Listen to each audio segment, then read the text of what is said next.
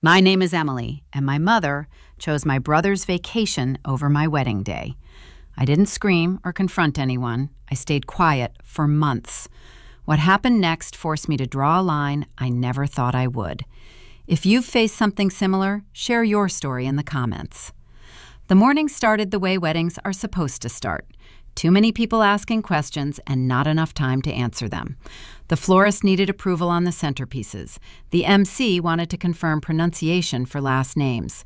Someone from the venue kept reminding me about the remaining balance. My phone buzzed nonstop while I stood in a borrowed robe, hair half pinned, coffee already cold. Linda wasn't there. At first it didn't register as strange. She was always late. I sent a quick text.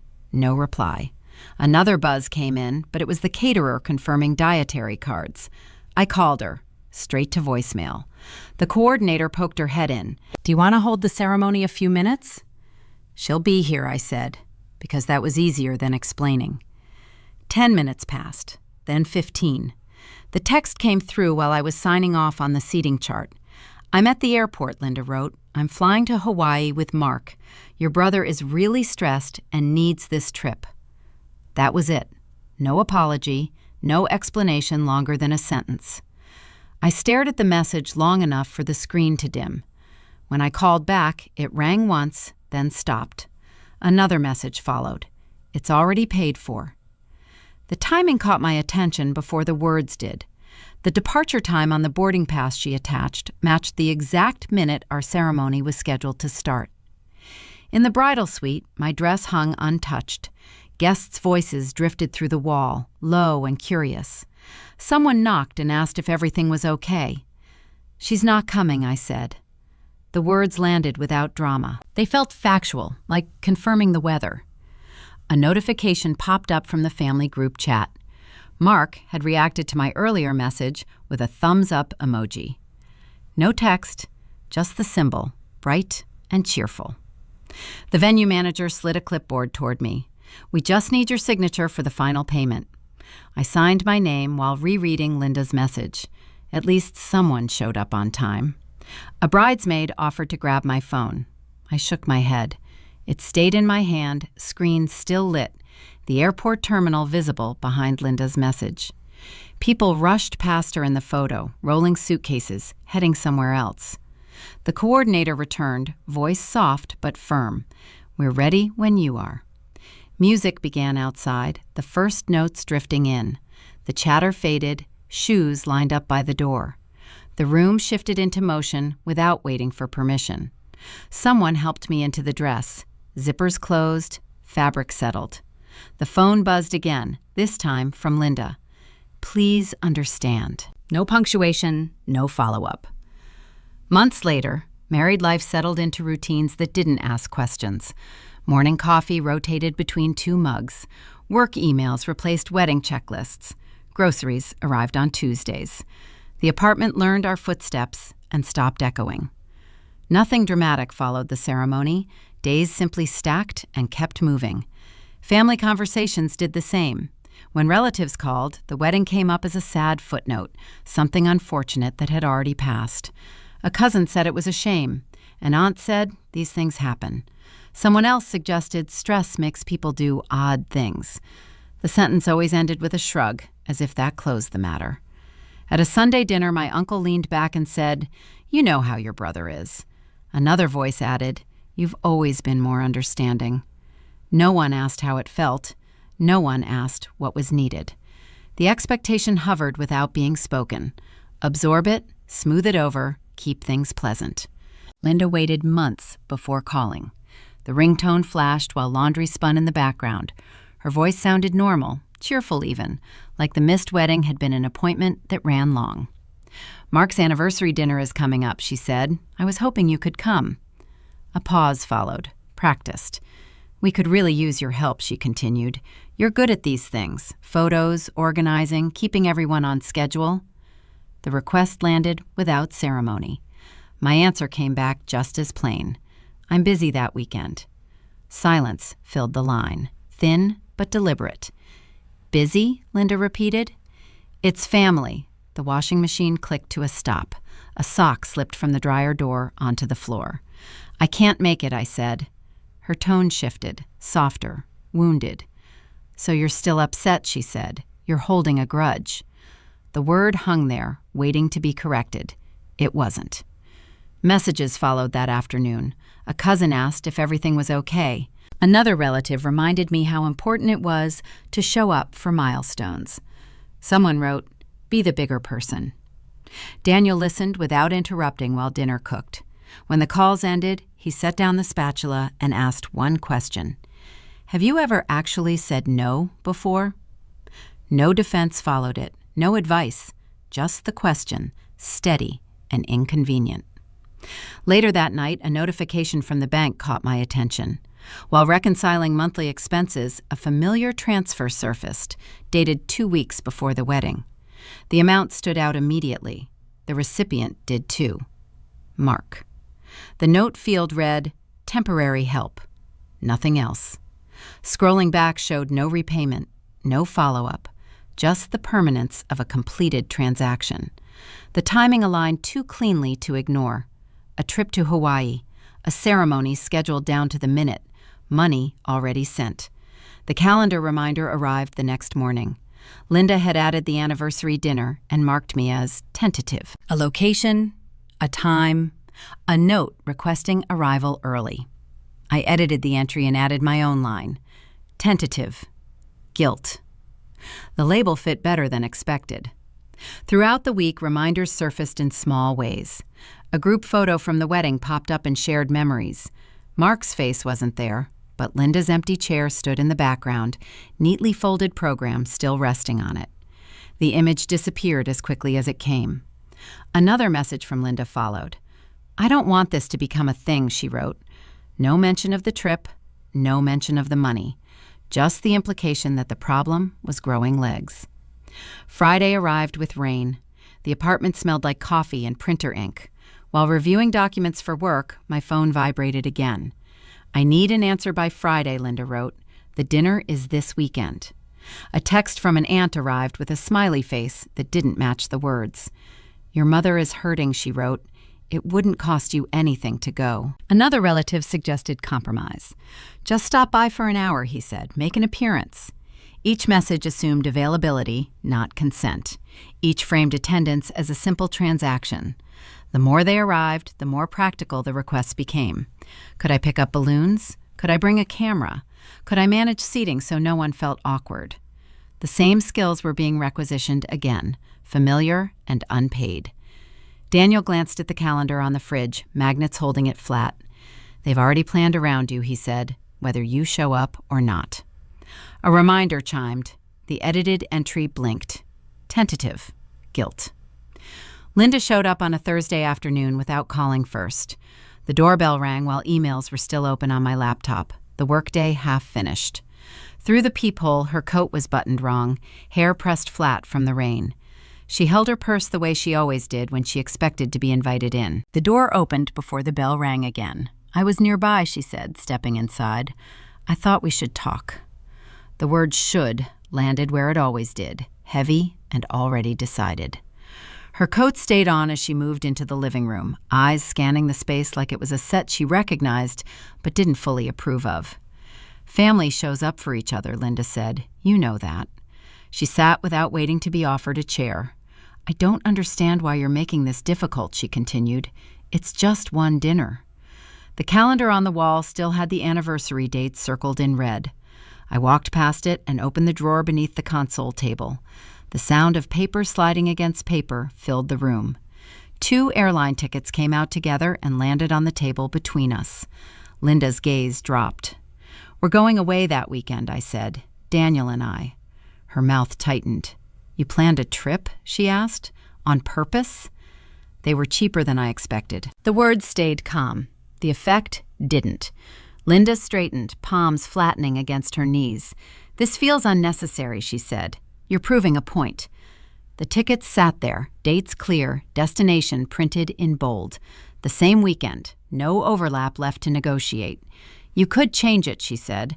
"Family should come first." I stayed where I was. "Mark paid for Hawaii with money he borrowed from me," I said. He hasn't paid it back. Silence followed, sharp enough to register.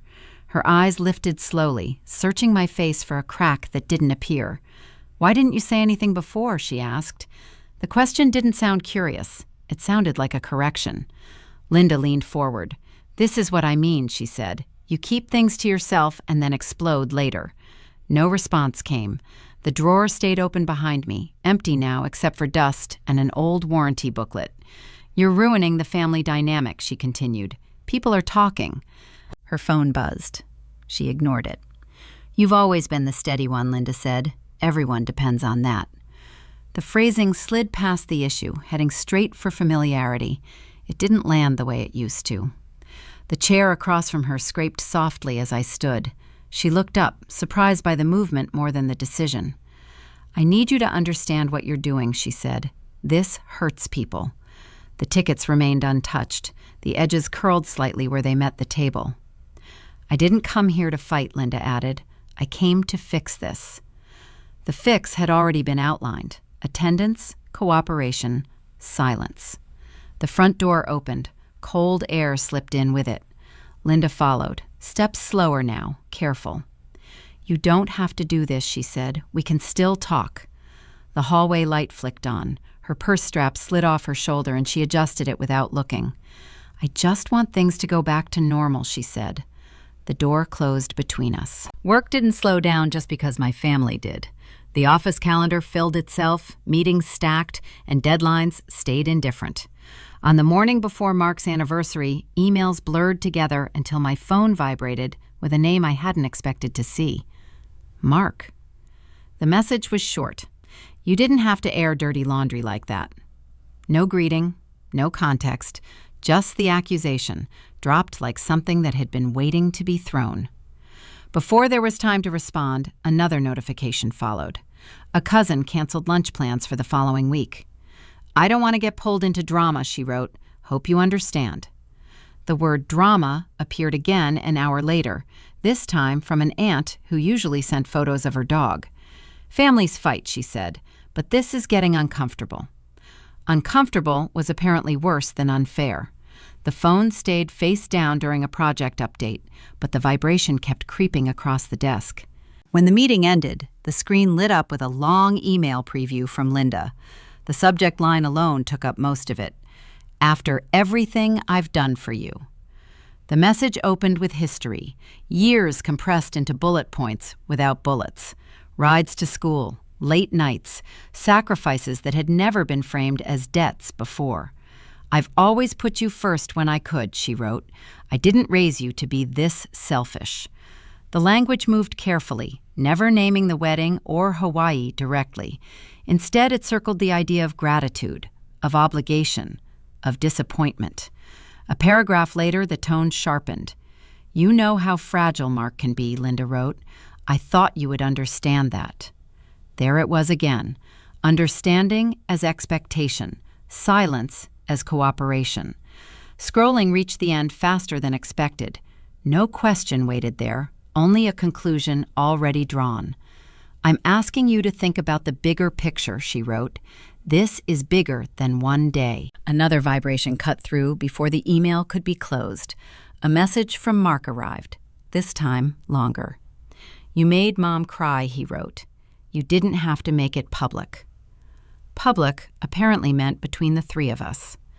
The workday ended without ceremony. At home, receipts and statements spread across the table while dinner cooled.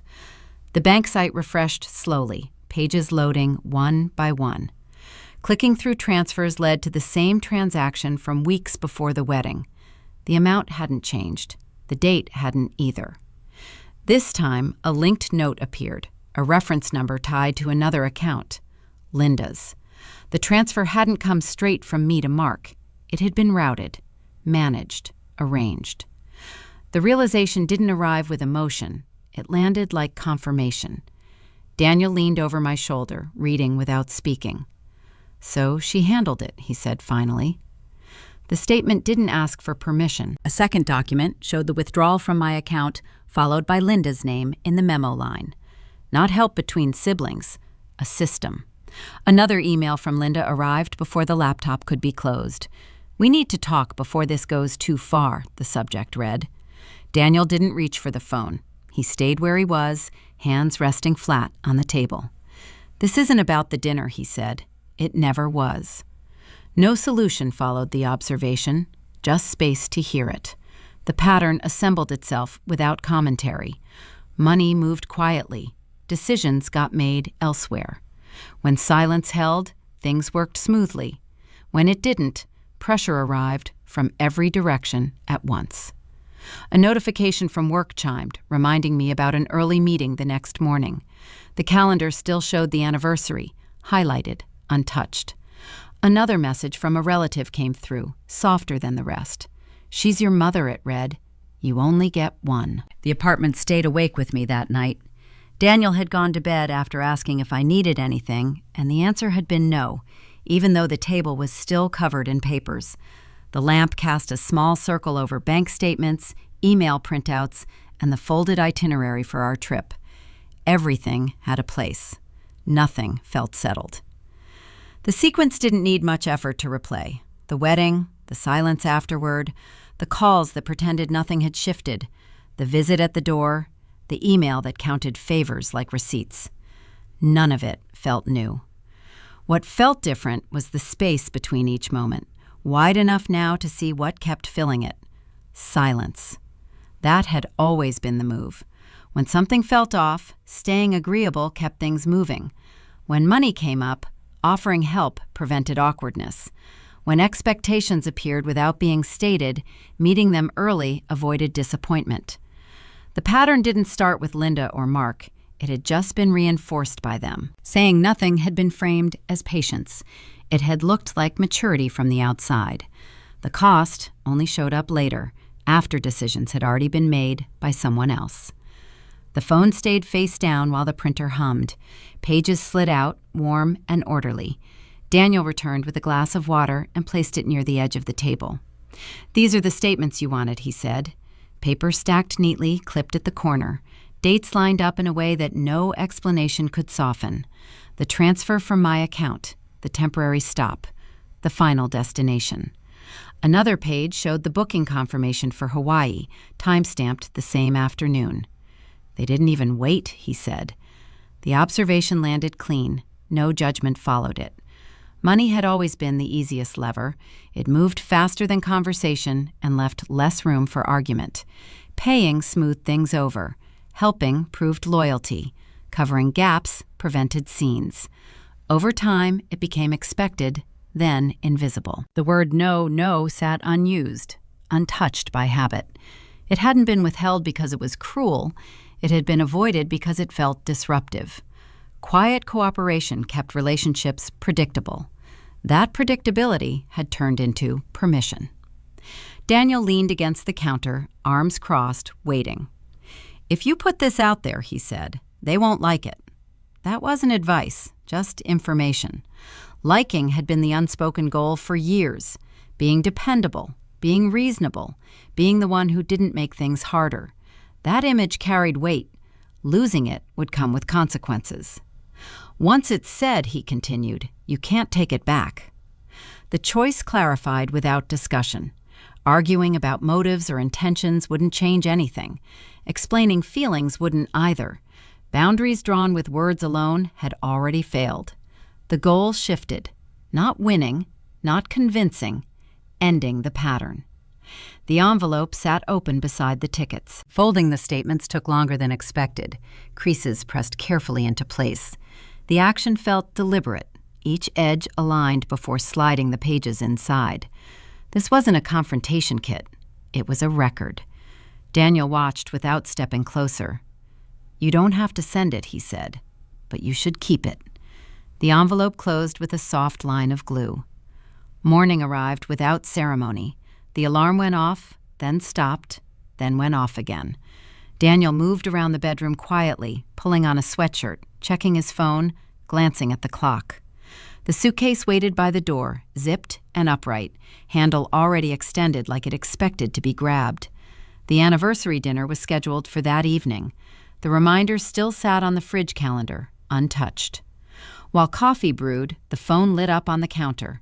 Linda's name appeared before the first sip. "If you don't come tonight," her message read, "I'll have to tell people you've cut us off." No greeting, no question. Another text followed almost immediately. "I can't keep covering for you." Covering. The word settled into place, lining up with everything else. The earlier pieces clicked together without resistance. The Hawaii trip hadn't been impulsive. The money hadn't been a one-time favor. The phrasing Linda used, "already paid for," had never meant shared responsibility. It meant ownership, planning, control. Mark stayed fragile because it kept Linda essential. Needing help justified involvement. Being needed validated choices. Meanwhile, I stayed capable, which made absence acceptable. One role demanded protection, the other absorbed inconvenience. The pattern hadn't required secrecy. It had relied on predictability. Daniel poured coffee into 2 mugs and slid one across the counter. "She's rewriting the story," he said. "You know that." The statement didn't soften anything. It just named it. Another message came in, this time from an aunt. "Your mom is explaining things," she wrote. "I hope you're okay." Explaining meant preempting. The narrative was already in motion. The suitcase rolled forward with a soft thud as it tipped onto its wheels. Daniel grabbed his jacket. "Whatever you do," he said, "they'll say you did it wrong." That was the trap. Attendance meant forgiveness. Absence meant abandonment. Evidence meant betrayal. Silence meant consent. The range of acceptable responses had already been defined, and none included choice. The phone buzzed again. Linda. "This is tearing the family apart," she wrote. "I don't recognize you anymore." The message sat beside the earlier one, both demanding urgency. Mark joined in minutes later. "You're putting Mom in an impossible position," he wrote. "All she wanted was one night." The language stripped context down to convenience. The wedding, the trip, the money, all reduced to noise around a single expectation. The envelope stayed in the side pocket of the bag, untouched. The ticket slid easily into the outer sleeve, dates still visible. Proof existed, but the room it could occupy was shrinking fast. Family matters. Keep it private. Don't escalate. The rules appeared whenever accountability threatened comfort. Daniel stood near the door while shoes got tied. "They're not asking for a conversation," he said. "They're asking for compliance." The phone rang this time. Linda again. The call went unanswered. A voicemail followed. "Please pick up," her voice said, tight and practiced. "I just want to understand what's going on." Understanding had never required receipts before. The handle of the suitcase clicked into place. The lock slid closed. Keys were collected from the counter and dropped into a pocket. Another text arrived. "If you don't show up," Linda wrote, "I'll tell everyone you chose a vacation over family." The irony landed without commentary. Daniel opened the door. Cold air moved in. The hallway light flicked on. "They already decided how this ends," he said. "You just get to choose where you stand." The group chat came back to life while the elevator was still descending. Notifications stacked fast enough to blur together. By the time the doors opened, a conference call was already ringing through my phone. Linda had added everyone. Aunts, uncles, Mark, a few numbers I didn't recognize but knew anyway. Voices overlapped as soon as the call connected. "Where are you? This is ridiculous. Your mother is beside herself." The sound settled into a low hum once people realized I was on the line. "There you are," Linda said. "We're all trying to understand why you didn't come tonight." "I'm listening," I said. That alone shifted the tone. Someone cleared their throat. "You embarrassed the family," an uncle said. "This didn't need to happen." "I didn't make it public," I said. "I was invited. I declined." Mark jumped in before Linda could respond. "You didn't have to bring money into it," he said. "That was help between siblings." The word help landed where it always did, vague and generous sounding. A document went through the chat, then another. The bank statements appeared one by one, dates highlighted, amounts circled. My name at the top, Mark's at the bottom. That transfer happened 2 weeks before my wedding, I said. It hasn't been repaid. Linda responded immediately. Money shouldn't matter here, she said. That's not what this is about. The phrase had been rehearsed. This is about family, she continued, about showing up. The statements stayed visible. No one commented on them. Mark sighed audibly. She offered, he said. I didn't force anything. Another document followed, a screenshot this time. The flight confirmation to Hawaii, booking date, departure time. The timestamp sat directly beneath it, impossible to miss. The ceremony start time matched the boarding time down to the minute. I guess the dates just worked out, I said. No one laughed. The call went silent in a way that didn't feel temporary. Someone muted themselves too late. A breath slipped through. That trip was already paid for, Linda said, quieter now. You know that. I do, I said. The confirmation stayed pinned in the chat. The timestamp glowed against the dark background. An aunt spoke up. Linda, she said carefully, why was the ticket booked that day? No answer came right away. Mark broke in again. This is being twisted, he said. You're making it look worse than it was. It looks exactly like it is, I said. Linda inhaled sharply. You're tearing this family apart, she said. I never thought you'd do something like this. The statement landed without the effect she wanted. I didn't start this call, I said. I didn't bring everyone into it. Someone murmured agreement. Another person went quiet completely. You could have talked to me privately, Linda said. We didn't need witnesses. The irony sat there on its own. Is there anything inaccurate in what I shared, I asked. No one answered. Mark tried once more. You always do this, he said. You act calm and make everyone else look bad. I sent dates and amounts, I said. They speak for themselves. A pause stretched long enough for the call timer to tick up another minute. Linda's voice returned, tight and controlled. I was protecting your brother, she said. He needed me. That admission hung heavier than anything else had. And I didn't, I said. The words stayed plain, no emphasis added. Another relative spoke, slower this time. I didn't realize the trip was planned that far in advance, she said. The call fractured after that. Side comments started popping up in the chat, questions no one wanted to answer out loud. Linda tried to regain control, reminding everyone it was a celebration, that feelings were high. No one followed her lead. The group chat lit up with typing dots that disappeared before messages could send. I'm going to step out now, I said. Linda protested immediately. You can't just leave, she said. We're still talking. We're done, I said. The terminal was already busy when we arrived. Lines moved in uneven bursts, bags thumped onto conveyor belts, and announcements overlapped without urgency. Daniel set the suitcase down near the window seats while I pulled up the boarding passes on my phone. The screen brightness adjusted automatically, washing out the older notifications stacked underneath. Messages from Linda kept arriving anyway. I don't know why you're doing this. We can talk when you get back.